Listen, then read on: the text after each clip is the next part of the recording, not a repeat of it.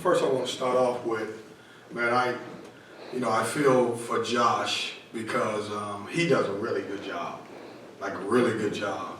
And, obviously you can, in this league, you can have a really good basketball team and not always see success with winning. They're really tough for us because they do a good job of mixing up their defenses and playing a unique offense in the Princeton offense. And, we really couldn't disrupt them, even though you look at the stat sheet and they have 17 turnovers. I thought some of those came late in the game. But they did a good job. They kept us off balance. It's the second time that we played them. And the first time they jumped out to an early lead, same thing. It was kind of an identical game almost because we closed the half and we were up, and the same thing. We finished the game here like we did down in Atlanta. That being said, I'm proud of my guys. If I know somebody's going to ask me a question because I just know you guys by now. Do you think you could ever win a game with your two guards not really scoring a lot of points? We found out tonight. I thought our front court was tremendous. Ernest was great. DJ was great. Greg gave us great minutes. And so we found a way to win when our two big superstars didn't play their best game. That being said, I thought TaQuavion was really good, having 10 assists. I thought they stayed locked in. So questions?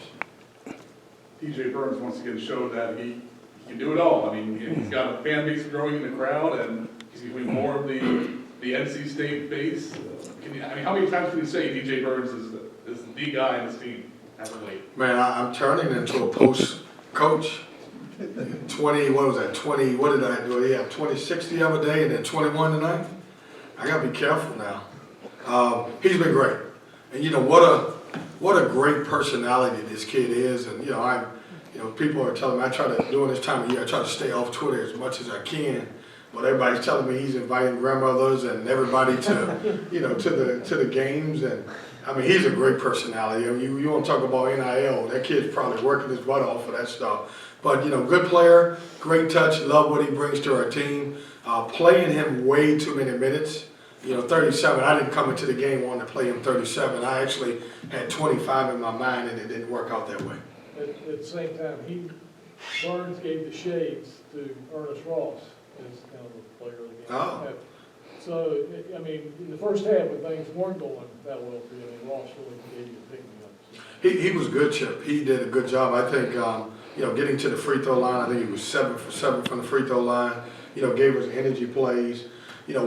When he continues to get better defensively, where he's not a liability, and the way we play, we like to switch 1 through 4, and sometimes it's tougher for him to guard some of those smaller guards. But as he continues to get better, his numbers will continue to increase. But I thought he was really big for us. How better shooter than you thought he was? No. No, he made it. I knew he was going to make the corner 3. Like we called a play for that to happen. No, he's getting better. I thought late in the game, and we had not played this in a while, when we went to our 22 full-court press, I think it kind of changed a little bit. We forced some turnovers.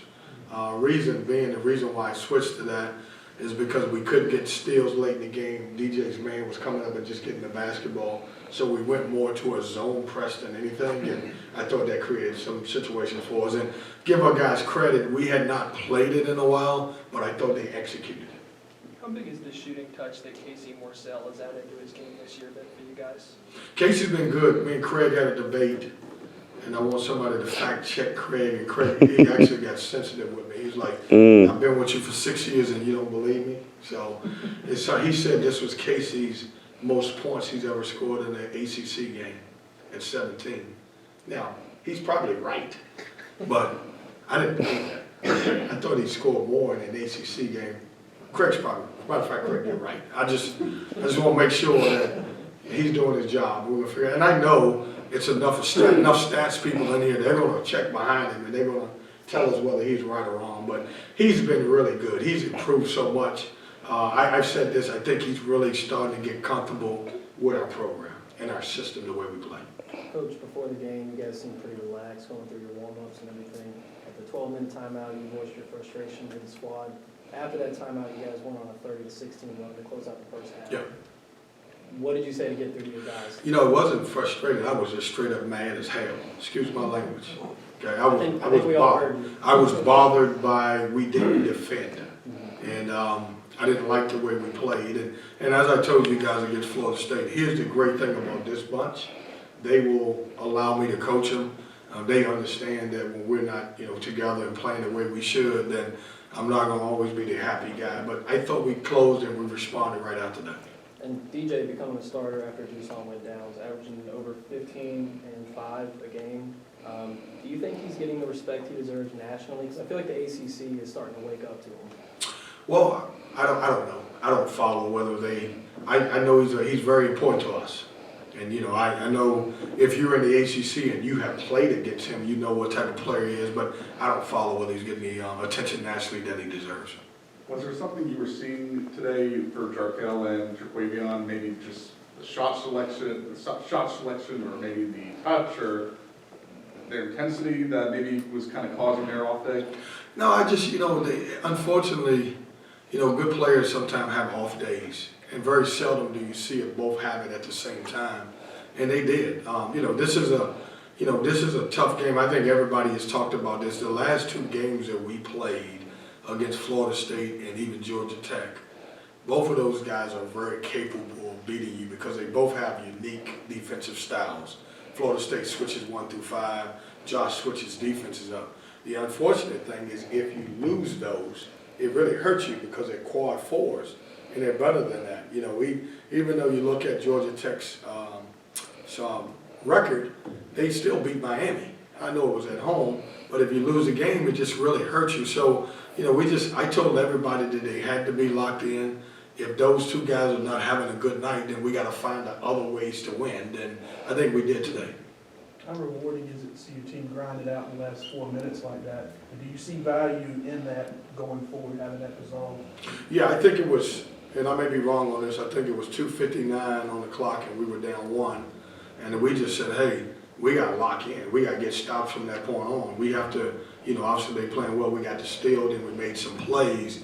But it was really good to see us finish. We talk about, getting 3 consecutive stops. And I think we finished the game with 3 or 4 consecutive stops to win the game. What's your philosophy on looking at the ACC standings? There's been slippage there. And state keeps continuing climbing. Do you worry about that yet? Or I don't. is there a point in the season where you would? At the end, when it's over. That's it? Yeah, how many wins we have? You have 9 wins in the ACC. You have 19 overall. That's great. Thank you for letting me know You're that. welcome. I don't know how many points Casey Morcell scored this season. Well, fact check Craig to make sure. I honestly, because, I try to lock in and just figure out what's the next game. You guys are having a lot of fun right now, winning. Had a great January, February, off to a good start. You worry you guys make it complacent? I think when you win, it brings energy. I think winning is fun. I think winning brings confidence. When you look at, I think we won maybe 8 of the last 9. Is that right when I said that? I think that's really, brings confidence. I'm not worried about that. I don't think we got the type of bunch that's really cocky. And when you look at the 2 guards, because they didn't play well, I think in a twisted way that'll help them the next time they play because they didn't play well. So you always got, I try to give these guys some challenges and something to always to shoot for. And we didn't play well. We did a good job. We won the game like we needed to, but I didn't think we played a great game, but we still won. What are you looking for the team to really work on in the next couple of days ahead of this matchup against Virginia? There's something that you saw today that wasn't really working. Well, I just thought they kept us all balanced. I mean, if you look back at this, and this is traditional, and it's not just me. Anybody that plays our system typically has a problem with teams that play Princeton offense. They make you pay for how you deny and everything else. And so we've always, I don't care if it was playing Richmond last year, whoever we play in the league that runs some of that Princeton offense, it's always tough. But we just got to get back to being defensively and stay stingy in that area. You have a guy like Ross step up, and how neat as a coach is that for you? And then also the team, they seem to be thrilled when other guys contribute. They seem to almost like that more than they do when they contribute themselves. To see that type of buy-in and response, what is that like for you as a coach? Yeah, I mean, we can make the argument that Greg Gant and Ernest Ross have been 2 of our most valuable players during this stretch. And they've done it almost without really scoring the basketball. They both done it in different ways. Ernest is a little bit more running, jump, rebounding. Ernest is a little bit better defensively. But when we lost Jack and we lost Dusan, we just didn't know. We had to figure it out. And to those two guys' credit, they've stepped in and we really haven't missed a beat. And so I'm happy for Ernest. I mean, he deserves it. And, you know, he showed flashes last year of being a really good basketball player. And now he's turned into, you know, he's had a couple games this year where I really felt like he helped us win. Today, against Miami, I thought he was really good. Finishing halves and finishing games has been an issue for you guys in the past, but I think today you finished the first half on a 10-0 run and the game on a 14-3 run. How important has that improvement been for this group this year? It's good. I mean, I think we finished both halves the right way, and you know, a lot of that comes down to having some veteran guys who can, you know, be able to finish half. They understand what you want. They can take care of the basketball. We got to the free throw line. We made shots.